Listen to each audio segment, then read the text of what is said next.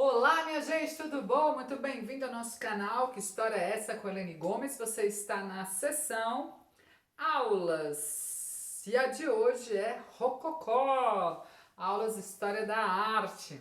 Estamos aqui em episódios especiais por conta da quarentena. Fique em casa, vamos acabar logo com este vírus e retornar às nossas aulas presenciais. Mas enquanto isso não acontece, a gente vai conversando e vai estudando por aqui. E a nossa aula de hoje, então, é Rococó. Mesmo que você não seja nosso aluno lá do curso Guia de Turismo da turma N19 do Senac Aclimação em São Paulo, você pode também participar aqui com a gente. Pode comentar esse assunto, pode estudar, pode trazer referências e a gente vai conversando também, fazendo essa grande costura e grandes encontros. Meu nome é Helene Gomes, né? Então vamos lá. Rococó. Rococó é um estilo artístico que surgiu na França como desdobramento do barroco. Então a gente falou nos outros programas do período barroco, todas as influências, todas as características do barroco, e logo em seguida vem o rococó como esse desdobramento. Mais leve, mais intimista, mas não menos exagerado, que isso fique claro. Foi usado inicialmente para decoração em interiores de palacetes, principalmente. Primeiramente desenvolveu-se na França no século XVIII e difundiu-se por toda a Europa. Então o barroco começa na Itália e o rococó começa na França.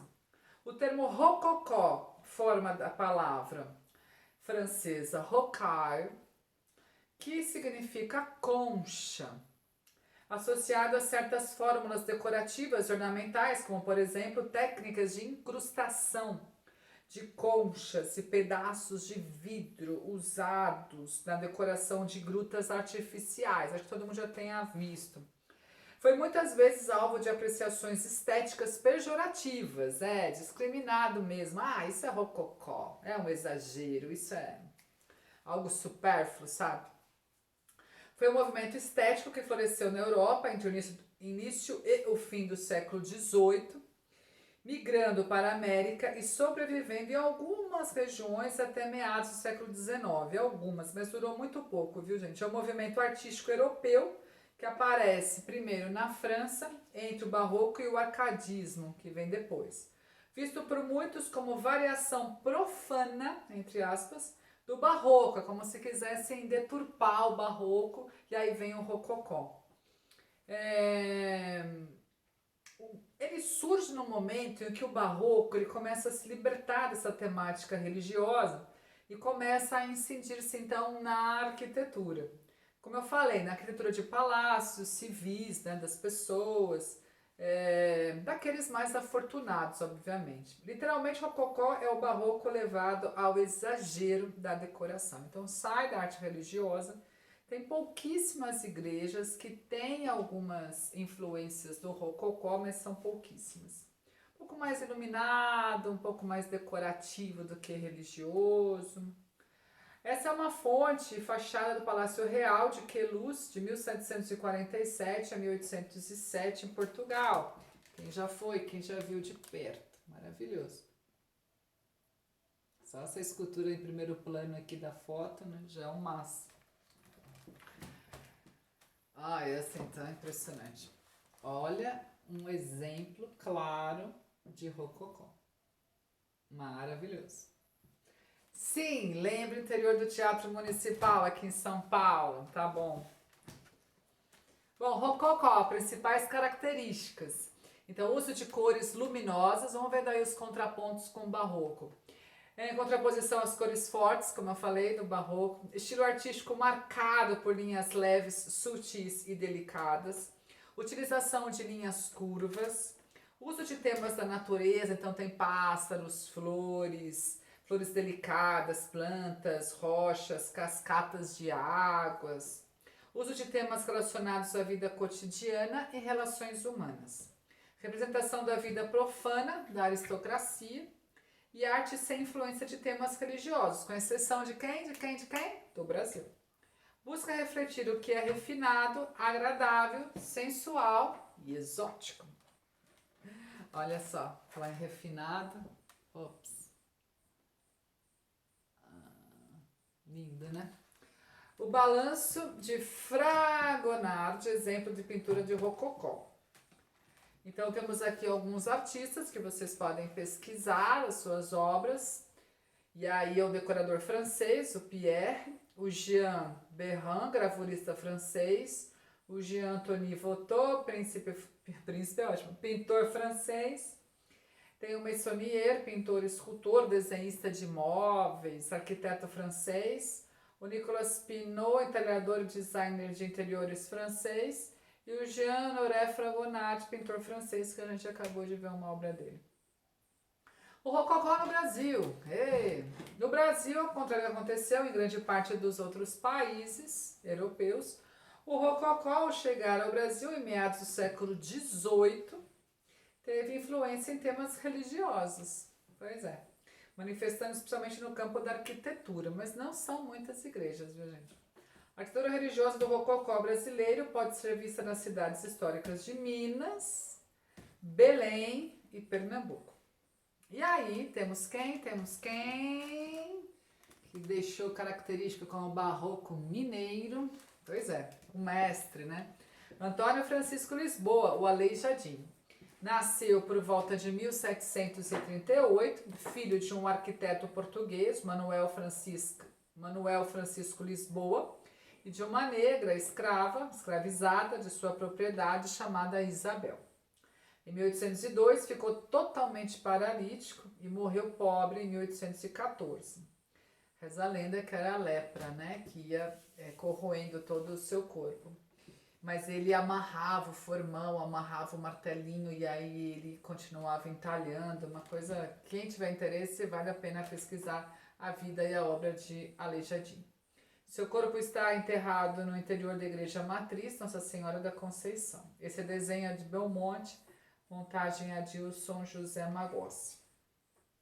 Essa é a igreja matriz, Nossa Senhora da Conceição, Ouro Preto, uma das mais famosas. Maravilhosa. Sim, eu li aí.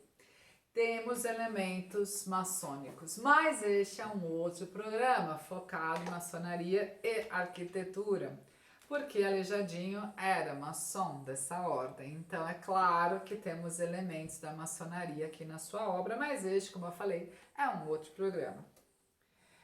Olha, maravilhosa. Sim, conheci, já visitei todas as cidades, principalmente as de Minas Gerais. Praticamente fiz todas as cidades. Um outro teórico, vou colocar aqui no programa, na bio, que é o Tirapelli. Ele é um especialista em arte barroca no Brasil. Essa é maravilhosa em São João del Rei. O interior, sim, Francisco de Assis, Santo Antônio e assim vai. A fonte, Tiradentes. Túnel do Tempo, né, gente? Coisa de novela de época mesmo. Estão vendo que tem frontão, tem arco, tem janelas retangulares, tem as torres, mas a lá colonial barroco. Simples por fora, mas por dentro o exagero.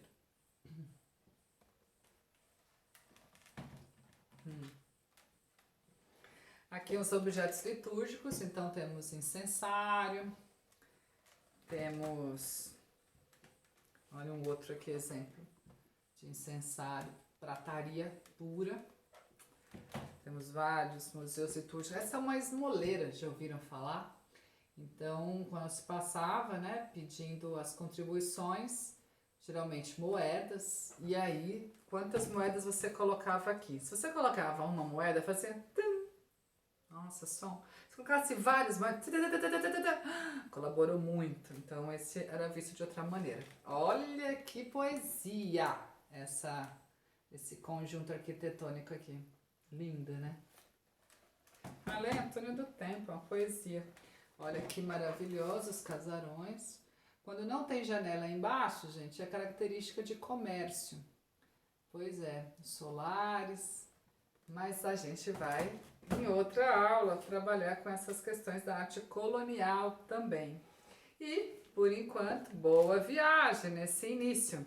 Bom, se inscreva no canal, assistam às aulas, a gente volta com outros temas para vocês neste caminho da história da arte, do mundo e do Brasil principalmente, e como que essas influências chegam até a nossa cidade de São Paulo. E você, como guia de turismo, não pode deixar de pesquisar sempre. Estamos fazendo aqui um breve histórico, provocando algumas reflexões para que você continue pesquisando e para que você não chegue no seu guiamento e não só seja um repetidor, um apontador, mas que você saiba do que você está falando. Não é? Quando eu falo repetidor, li ali, aquela construção é neoclássica, mas o que é o neoclássico? Aquela construção é barroca, mas o que é o barroco? É nesse sentido. Então pesquise bastante, saiba minimamente do que se trata, quais são as influências de cada construção, de cada obra de arte, seja pela arquitetura, pela pintura, pela escultura, pelo teatro, pela dança, pela música, o quanto que essas interferências e influências artísticas podem deixar o seu guiamento completamente diferente e principalmente encantador e cheio de conhecimento. Feito, minha gente? Muito bem, poste, compartilhe, acione o sino e a gente vai conversando. Foi muito bom estar com vocês e a gente se vê em breve. Quaisquer dúvidas você pode também escrever e sinalizar aqui no nosso chat, tá bom? Um grande abraço, tchau, tchau. Fique em casa, tchau.